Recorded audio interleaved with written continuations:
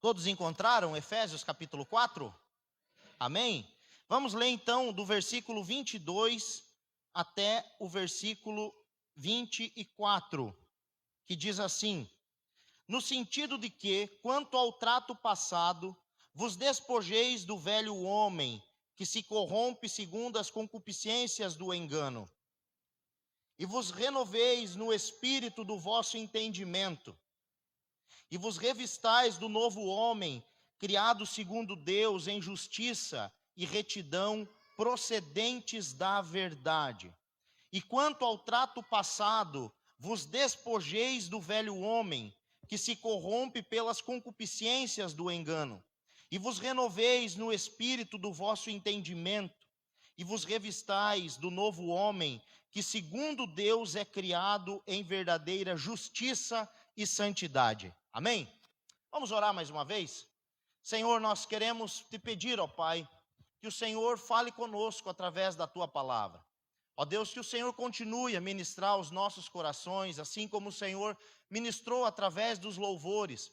Que o teu Santo Espírito conduza a nossa mente, que muitas vezes chega sobrecarregada, cansada, desatenta, distraída, ociosa. Que o Senhor traga cativo o nosso entendimento nessa noite, para que nós venhamos compreender a tua palavra. Ó Deus, do menor até o maior, que todos saiam daqui com a lucidez, ó Deus, do teu evangelho, com a clareza da tua palavra nos seus pensamentos e corações. Assim nós oramos no nome de Jesus, amém. Queridos, desde muito cedo eu aprendi a fazer as minhas devocionais. E na escola bíblica dominical, quando eu fui instruído a aprender a fazer devocional, eu tive um professor, e esse professor dizia assim: vocês devem buscar no texto uma palavra rema, uma palavra que lhe salte aos olhos, uma palavra que lhe chame a atenção. E eu leio a Bíblia sempre com esse intuito, de buscar algo que me chame a atenção no texto. E dentro desse texto eu vou encontrar aqui algumas figuras de linguagem que me saltam aos olhos: despojar, renovar e revestir. O apóstolo Paulo vai dizer no versículo 22, e quanto ao trato passado, vos despojeis do velho homem, que se corrompe pelas concupiscências do engano. Despojar. Versículo 23, e vos renoveis no espírito do vosso entendimento, renovar. E agora revestir, no versículo 24, e vos revistais do novo homem, que segundo Deus é criado em verdadeira justiça e santidade. E é isso que eu quero conversar com vocês um pouquinho nessa noite, sobre despojar, renovar e revestir. Nós estamos iniciando o ano. E que bom iniciar o ano na casa do Senhor. Não há outro lugar melhor. Nós tivemos o nosso encerramento na terça-feira, do dia 31 para o dia 1º, mas é maravilhoso estar na casa de Deus, no dia do Senhor, adorando ao Senhor. Como eu disse, o salmista no Salmo 122 disse: me alegrei, eu fiquei feliz quando me disseram, vamos à casa do Senhor. Estar na casa de Deus tem que ser prazeroso. Tem que ser algo maravilhoso nas nossas vidas. E sempre no início do ano é tempo de fazer promessas, né?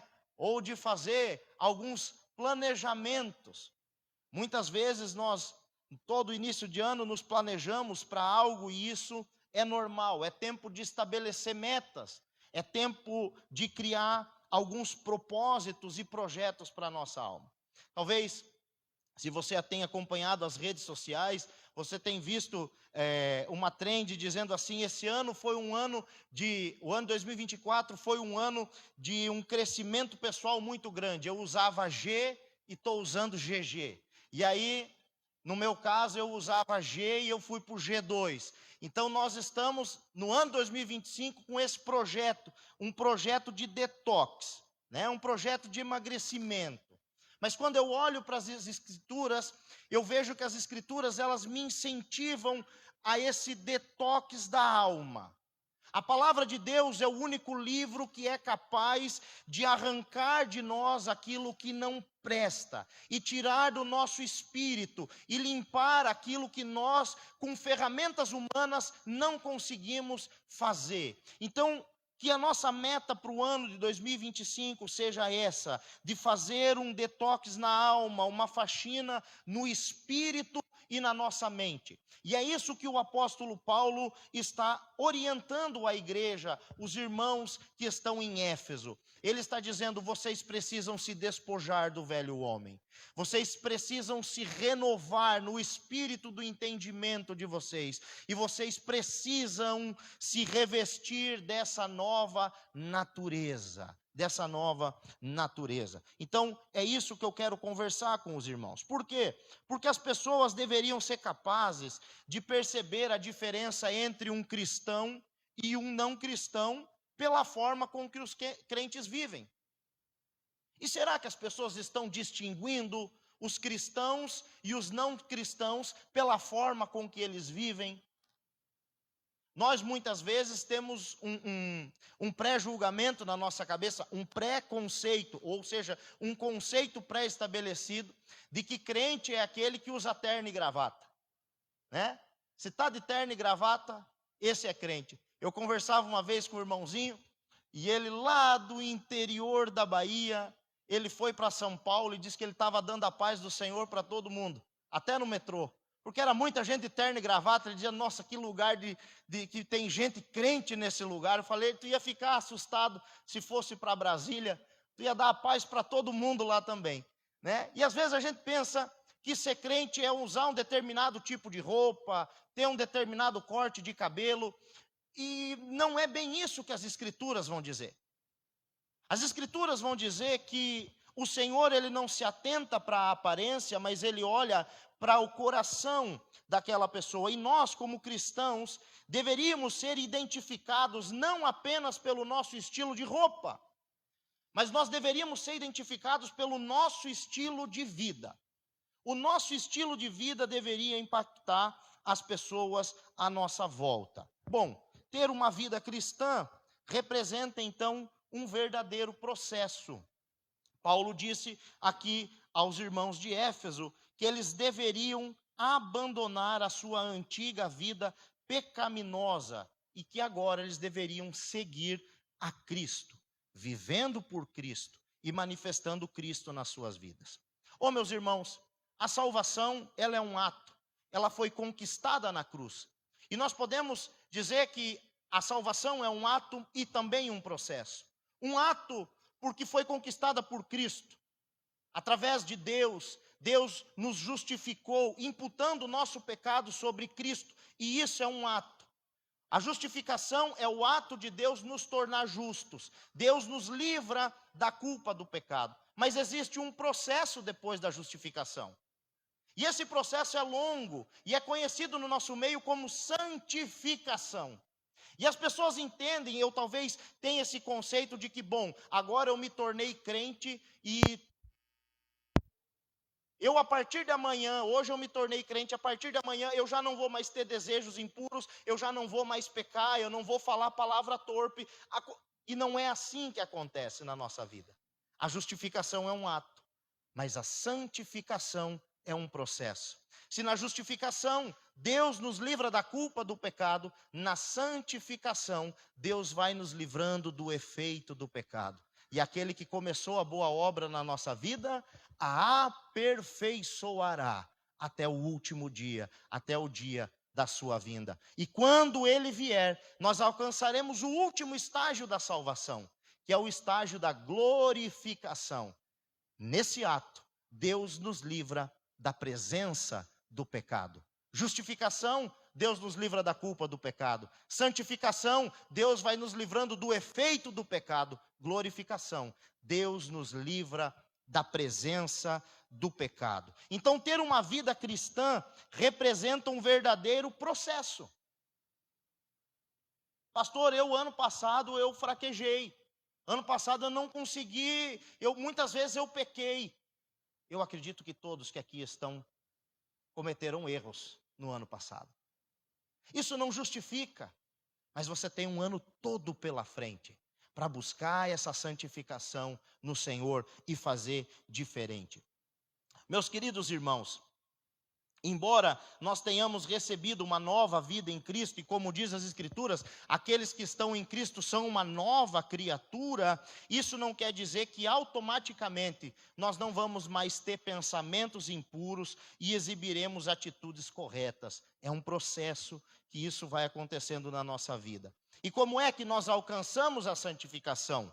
Nós alcançamos a santificação quando continuamos ouvindo de Deus, buscando do Senhor, constantemente nos alimentando da palavra de Deus.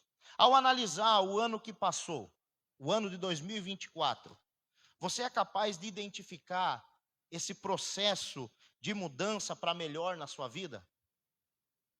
Você foi melhor em 2024 do que você foi em 2023? Você orou mais em 2024 do que você orou em 2023? Você buscou mais de Deus em 2024 do que você buscou em 2023. Você cresceu mais espiritualmente no ano passado do que no ano anterior. Nós precisamos fazer essas perguntas. Porque muitas vezes, ao nos fazer essa pergunta, nós vemos que nós nos estagnamos. E que Deus não quer isso para nós. Deus tem uma vida superlativa, surpreendente. Deus tem um novo e vivo caminho. Deus tem uma vida boas obras, como está escrito em Efésios 2:10. Deus preparou boas obras para que nós andássemos nelas. Há algo bom preparado pelo próprio Deus, para que eu e você venhamos trilhar. E nós precisamos pensar sobre isso. Embora a mudança possa ser lenta, ela virá. Quando nós buscamos de Deus e quando nós confiamos em Deus, a mudança vem. E nós precisamos perseverar nessa mudança. Por quê? Porque a nossa antiga forma de vida, antes de crermos em Cristo, pertence totalmente ao passado. É isso que Paulo está dizendo aqui. Quanto ao trato passado, quanto àquela maneira esquisita que vocês tinham de viver, no sentido de que ao trato passado vos despojeis do velho homem. Nós precisamos abandonar alguns comportamentos. Quanto ao trato passado vos despojeis. Nós devemos deixá-la para trás, deixar esse estilo de vida, como se fosse uma roupa velha. Uma roupa que não presta mais, que precisa ser jogada fora. Quando nós aceitamos, irmãos, o presente de Cristo, que é a salvação, quando nós aceitamos esse presente, não houve apenas uma decisão momentânea, mas nós prosseguimos em um compromisso diário com o Senhor. Eu abandono o velho homem, eu me renovo no Senhor, e eu me revisto do homem espiritual. Há um processo. A justificação é a porta de entrada. A santificação é um longo caminho. Você tem esse ano todo para buscar a santificação no Senhor. Nós não devemos ser dirigidos pelos nossos desejos e impulsos.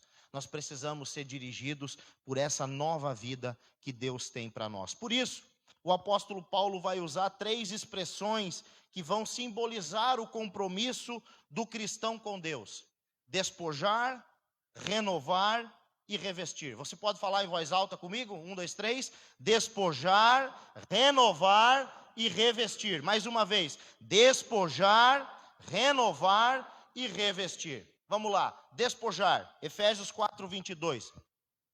Que quanto ao trato passado, vos despojeis do velho homem que se corrompe pelas concupiscências do engano. O que é que nós devemos fazer aqui? Nos despojar. O que é despojar? A ideia aqui é tirar a roupa. Paulo está dizendo que nós devemos nos despir. Nos despir do quê? Do velho homem. Todos nós, quando olhamos para as Escrituras, nós nascemos em Adão. A nossa natureza é uma natureza adâmica e uma natureza corrupta e caída. Uma natureza completamente corrupta, contaminada pelo pecado. Romanos 5,12. Pelo que, Como por um homem entrou o pecado no mundo e pelo pecado a morte, assim também a morte passou a todos os homens, porque todos pecaram. Não há um justo sequer. Todos pecaram, e é isso que Deus está dizendo. Todos são pecadores. E a prova disso é que você não precisa e ninguém precisa ensinar uma criança a ser desobediente. Ela por si só já vem com esse software instalado da desobediência, da rebeldia. Ninguém precisa ensinar a criança a ser birrenta, ela por si só desenvolve. O pecado está em nós. Romanos capítulo 7 diz que nós somos habitados pelo pecado. Louvado seja Deus por Jesus Cristo. Paulo termina o capítulo dizendo que nos salvou e agora em Cristo Jesus já não há mais nenhuma condenação. Ou seja, só é livre do pecado aqueles que têm Jesus Cristo no seu coração. Somente. Sem Cristo ainda continuamos presos ao pecado. E as crianças parece que já nascem com essa natureza independente, rebelde e cheia de estultícia. Por isso que a vara da correção tira a estultícia do coração da criança.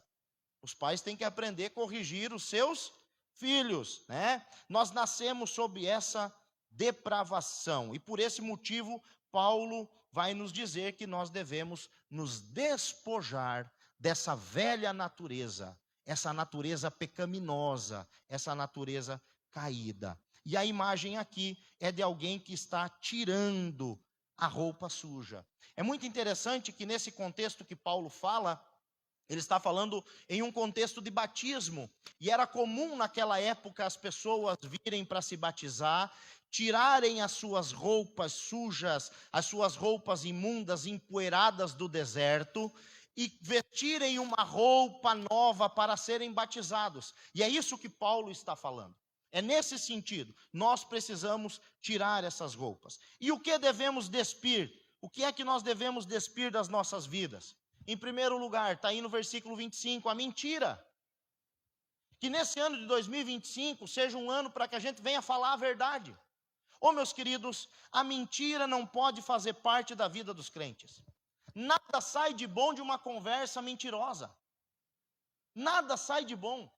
Ou você está contando muita vantagem, ou você está colocando alguém em desvantagem, alguém está saindo prejudicado em uma conversa mentirosa. Pode parecer inofensivo, mas não é. Pense comigo aqui, se você tiver que mentir, se você tem que mentir, é porque essa coisa não é correta. Porque se é correto, você não precisa mentir. Nós somos instruídos à verdade. A palavra de Deus diz que nada temos contra a verdade, senão a própria verdade. Nós precisamos viver uma vida que o nosso sim seja sim e que o nosso não seja não. Tem coisa mais ruim do que você falar com uma pessoa e a pessoa diz, não, eu vou ver. Depois eu te ligo. Você marca um compromisso com a pessoa e a pessoa diz, não pude ir porque eu tive um compromisso. Ô meus irmãos, Deus está vendo. E o diabo também. É igual quando você pede oração no grupo e a pessoa escreve, estou orando por você. Mas na verdade não está, ela está jogando bola, ela está jogando videogame, ela está fazendo qualquer outra coisa e coloca embaixo. É uma mentira. Nós temos que ter cuidado com a mentira porque ela é sorrateira. Só existe atribuído nas escrituras uma paternidade ao diabo. E é a mentira, João 8,44. Ele é assassino e homicida desde o princípio, e quando profere mentiras, fala a verdade, porque ele é mentiroso desde o início e pai da mentira. A mentira não pode estar nos lábios de um cristão. Então, que 2025 seja um ano de se despir dessa roupa imunda chamada mentira. Em segundo lugar, o texto vai dizer no versículo 26, que nós devemos abandonar a ira descontrolada. Devemos abandonar. Por quê? Porque aqueles que insistem na ira pecaminosa permitem que o diabo entre em seus corações. Veja aí o texto, versículo 26. Irai-vos e não pequeis, não se ponha o sol sobre a vossa ira, nem deis lugar ao diabo. Sabe, meu irmão, você que está sempre nervoso por tudo e nervoso por nada, você está dando lugar para o diabo. Sabe, você que tudo te irrita, você está mal-humorado, ranzinza, você está dando lugar para o diabo. Você está abrindo a porta da sua casa para o diabo entrar. Quando nós temos esse comportamento de uma ira descontrolada, que nós não domamos o nosso ímpeto, que nós não domamos a nossa ira, nós estamos abrindo a porta e dizendo, pode entrar, faça o que você quiser. Veja o que o texto diz, irai-vos e não pequeis, não se ponha o sol sobre a vossa ira, nem deis lugar ao diabo. É normal, você vai se irar, eu também fico irado, fico nervoso, isso é normal, é da natureza humana.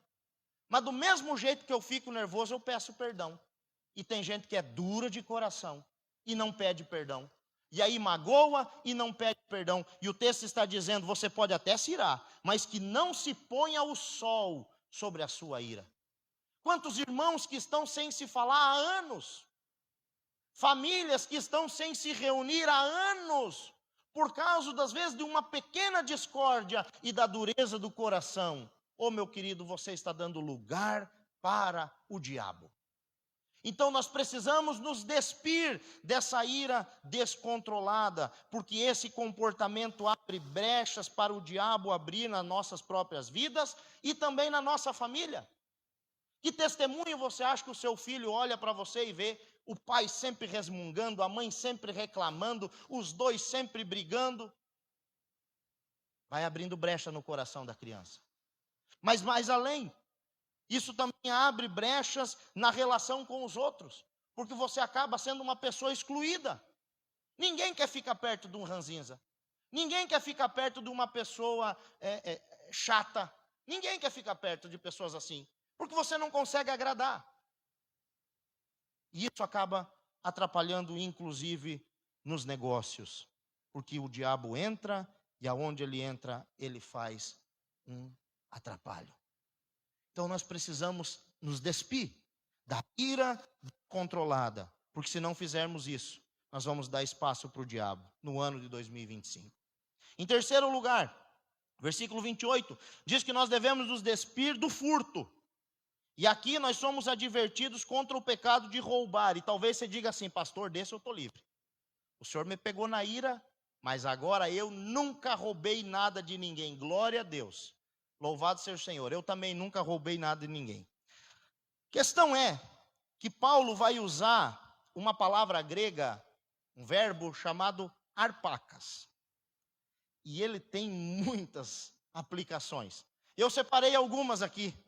Por isso que esse contexto diz que nós devemos não roubar mais. E uma dessas implicações indica uma pessoa ávida por lucro a qualquer custo. Uma pessoa ávida, sedenta, que só pensa em ganhar dinheiro. Dinheiro. É o tio Patinhas Gospel. Conhece o tio Patinhas Gospel? Uma pessoa ávida por lucros é uma pessoa que está roubando. É um ladrão nas Escrituras. Mas em segundo lugar, essa palavra arpacas também significa uma pessoa desonesta em seus negócios. Sabe, é 1 quilo, mas a balança pesa, aliás, a balança pesa 1 quilo, mas foi 900. A balança é enganosa. Pessoas desonestas nos seus negócios. Quando, por exemplo, vai vender um carro, não conta os problemas que o carro tem. O carro está fumando, vai lá no mecânico e diz, coloca o óleo mais grosso, põe até graxa aqui dentro do motor, para não aparecer que está batendo nada. Eu preciso passar essa bomba para frente, que o outro lá, ladrão. A Bíblia diz que essa pessoa é um ladrão. Mas além, aqueles que se beneficiam comprando coisas roubadas. Sabe aquilo que às vezes chega alguém para vender? Né? Os homens passam bastante por isso. Às vezes tu está trabalhando numa obra, de repente chega um cara lá com uma ferramenta, que vale 500 a ferramenta. O cara diz, não, me dá 50 pila aí que está feito o negócio. E a Bíblia diz que se você comprar, você cai no mesmo pecado daquele que furtou. É roubo também. Versículo 28. Aquele que furtava, não furte mais. Aqueles produtos de origem duvidosa. Mas também ela indica aquele que gosta de tirar proveito de pessoas fragilizadas. Como isso, pastor? Esse talvez é um dos piores ladrões que tem. Por exemplo, um exemplo aqui. O irmão está com um filho doente. Para pagar o tratamento do filho, vai vender o carro. O carro vale 50. O crente vai lá e oferece 20. Porque ele sabe que o irmão está desesperado. Ladrão. É um ladrão. E a Bíblia diz que esses que são ávidos por lucros, que são trapaceiros, que gostam de tirar proveito, caem no pecado do roubo. São ladrões. Então nós devemos, nesse ano de 2025, nos despir de qualquer furto. Em quarto lugar, linguagem torpe, versículo 29. Ô meus irmãos, crentes xingando palavrão, contando piadas obscenas. Palavras e conversas imundas e impuras são destrutivas. São tão destrutivas quanto uma comida podre, quanto carne podre. Paulo disse: como é que pode jorrar da mesma fonte uma água doce salgada? Como é que pode? A boca que abençoa é a boca que amaldiçoa. A língua que bendiz ao Senhor é a língua que amaldiçoa o seu irmão. Não pode. Nós vamos dar conta de cada palavra torpe. Está aqui no versículo 29. Não saia da vossa boca nenhuma palavra torpe, e sim unicamente que for boa para a edificação, conforme a necessidade, e assim transmita graça aos que ouvem. Nós devemos nos despir dessas palavras imundas. Por quê? Porque o nosso corpo é o que do Espírito Santo? É templo do Espírito Santo. O Espírito Santo fala, diz as Escrituras, e ele fala através de nós. Quando você usa a sua boca para falar alguma palavra torpe, sabe o que acontece? Versículo 30, olha aí. E não entristeçais o Espírito de Deus, no qual fostes selados para o dia da redenção. Quer saber como entristecer o Espírito Santo? É você ficar xingando com a sua boca. É você ficar falando palavras obscenas, piadas sujas. O Espírito Santo se entristece. Nós precisamos abandonar esses comportamentos. Em quinto lugar, toda amargura, ira, cólera, gritaria, blasfêmia e malícia. Nós devemos nos despir desses comportamentos que desagradam a Deus, que entristecem o Espírito Santo. Um crente não pode viver amargurado, preso a traumas do passado. Se você conhece ao Deus que você serve, você não precisa ficar fazendo escândalo por qualquer coisinha. Por isso tem um versículo na Bíblia que diz assim: aquietai-vos e sabei que eu sou Deus. Irmão, calma. Confia no Senhor. Você não precisa de gritaria. Você precisa confiar em Deus. Mas em segundo lugar, renovar. Versículo 23. E vos renoveis no espírito do vosso entendimento. Se despojar revela a ideia de tirar a roupa suja, renovar revela a ideia de tomar um banho. Ô meus irmãos, existe algo melhor do que tomar um banho? Você chegar em casa cansado de um dia cansativo de trabalho ou de uma longa viagem, e aí você entra para dentro do seu banheiro, abre o chuveiro na temperatura que você gosta e entra dentro daquela água. É maravilhoso demais tomar um banho. É muito bom. Não existe nada melhor para renovar as energias do que um bom banho. Não existe. Quem tem criança sabe do que eu estou falando. Às vezes a criança está chorando, está incomodativa, está fazendo bico, só fazendo birra, não está com fome, não está cansado, você vai lá, prepara uma banheirinha de água morna, pega o bebezinho, coloca, ele chega até a tomar um sustinho assim quando entra dentro da banheira, depois que passa o susto, no final está dormindo na banheira, no braço do pai ou da mãe. O banho é algo relaxante. E o apóstolo Paulo está ensinando à igreja de Éfeso que eles precisam lavar, mas não só o seu corpo, a sua mente. Nós precisamos lavar a mente. e se deixar renovar no espírito do entendimento de vocês. Ô meus irmãos, assim como o pai terreno dá banho no seu filho, Deus nos lavou. Deus nos deu um banho. E esse banho que Deus nos deu é a salvação através de Jesus Cristo. Tito capítulo 3, versículo 5 diz assim: Ele nos salvou não por obras de justiça praticadas por nós, mas segundo a sua misericórdia. Ele nos salvou mediante o lavar regenerador e renovador do Espírito Santo. Ele nos lavou, Ele nos salvou mediante o lavar regenerador e renovador do Espírito Santo. O que é que Paulo está dizendo para nós? Paulo está dizendo que nós fomos regenerados e justificados, e essa obra é exclusiva de Deus. Mas assim como o banho de ontem não vale para o banho de hoje, para a sujeira de hoje, nós precisamos diariamente nos renovar no espírito do nosso entendimento. Nos renovar. Você tomou banho ontem, irmão? Amém? Quem tomou banho ontem? Amém. Mas não valeu para hoje, né? Para hoje teve que tomar. Às vezes no verão a gente toma até mais de um. E parece que não é o suficiente. E é isso que Paulo está dizendo, que nós devemos renovar o nosso entendimento. Romanos 12, 2, e não vos conformeis com este mundo, mas transformai-vos pela renovação do vosso entendimento, para que experimentais quais seja a boa, agradável e perfeita vontade de Deus. Nós precisamos de uma renovação contínua, de novas atitudes para a nossa mente. Bom, se você pegar uma peneira suja e uma bacia com água, você consegue pegar água nessa peneira? Sim ou não? Não.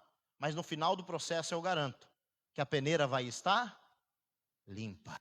A bacia vai continuar cheia de água, mas a peneira vai estar limpa. Nós precisamos passar a palavra de Deus na nossa mente, diariamente, para ir arrancando essas fuligens, essa sujeira, essa craca. Não existe nada mais alvejante do que a palavra de Deus. A palavra de Deus. Mas em terceiro lugar, e eu peço agora que o irmão desligue a luz para mim. O irmão Osmar, não conseguiu? Não vai dar, não precisa, irmão. Eu ia passar um videozinho, mas eu consigo falar com os irmãos aqui, os irmãos vão me entender. Em terceiro lugar, nós vamos para revestir. Versículo 24.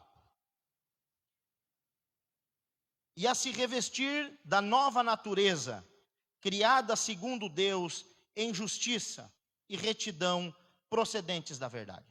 Tem um filme bem antigo, de 1970 e alguma coisa. O nome desse filme é O Meu Nome é Trinity. Eu gosto desses filmes de faroeste que atira e não sai sangue, né? Eles atiram o filme inteiro e não recarregam o revólver. A gente sabe que só tem 6 balas, irmãos. E eles atiram o filme inteiro e não recarregam. E o Trinity, no começo do filme, ele vem sendo puxado pelo cavalo dele no deserto. E ele chega podre de sujo numa cidade e encontra o irmão dele, que é xerife daquela cidade. E dá um desenrolar e ele está com aquela roupa imunda, suja. E o irmão fala pro assistente, ó, leva o meu irmão para tomar um banho. E o vídeo que eu ia passar era esse. O Trinity sai da banheira, o assistente joga uma toalha para ele se secar, mas ele pega a roupa suja do deserto, sacode aquela roupa, faz aquele poeirão e veste por cima do corpo aquela roupa suja. E o assistente diz assim, se eu soubesse que você ia usar esses trapos imundos, eu não teria te dado o meu último sabonete. Queridos, nós fomos lavados pelo Espírito Santo, sim ou não? Amém, glória a Deus. Mas você precisa tomar uma decisão na sua vida. Você se despojou da velha roupa? Amém? Amém. O Espírito Santo lavou? Lavou. Agora que vem o segredo. É na hora de se revestir. Do que é que você vai se revestir no ano de 2025? Dos mesmos trapos de 2024? As mesmas lutas que vêm lhe acompanhando, lhe atormentando tempos e tempos, anos e anos? Porque Deus tem algo novo para você. Deus tem vestes novas para você. Você não precisa ficar preso a esses trapos de imundícia, como diz a Bíblia. Você pode se revestir do novo homem. O velho homem se corrompe na natureza pecaminosa de Adão, mas existe um novo homem espiritual que é Cristo. E Cristo tem essa nova natureza. É essa analogia que Paulo está falando. A analogia de tirar uma roupa velha, tomar um banho, mas ao sair do banho, se revestir com uma nova roupa. Essa é a figura, a ideia de abandonar, de renunciar, de pôr de lado coisas que nós não devemos usar mais. É isso que significa pertencer a Cristo. Envolve repudiar essa vida velha. Envolve repudiar isso, essa maneira antiga de viver e abraçar uma vida nova em Cristo Jesus. Quando nós olhamos para o capítulo 2 de Efésios, versículo 15 e 16, nós vemos que Deus fez um novo homem. E Ele nos reconciliou em Cristo, judeus e gentios, através da cruz do seu Filho. Oh, meus queridos irmãos, do que é que nós devemos nos revestir?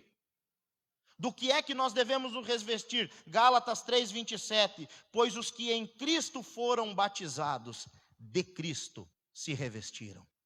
Esse ano de 2025, nós precisamos nos revestir do Senhor Jesus Cristo, nos revestir desse novo homem, colocar novos costumes no lugar. Nós não vamos alcançar resultados diferentes se continuarmos fazendo as mesmas coisas. Nós precisamos mudar.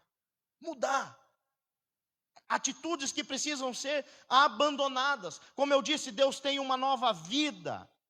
Uma vida a ser desfrutada, uma vida piedosa. Deus tem isso para você. Efésios 2:10, pois somos feitura dele, criados em Cristo Jesus para as boas obras, as quais Deus de antemão preparou para que andássemos nelas. Oh Jesus, que coisa boa! Deus preparou uma nova vida para mim e uma nova vida para você. Quando nós falamos de santificação, nós imaginamos algo penoso, difícil, complicado. Porém, para mim, santificação, e esse é o meu conceito, nada mais é do que substituição de hábitos.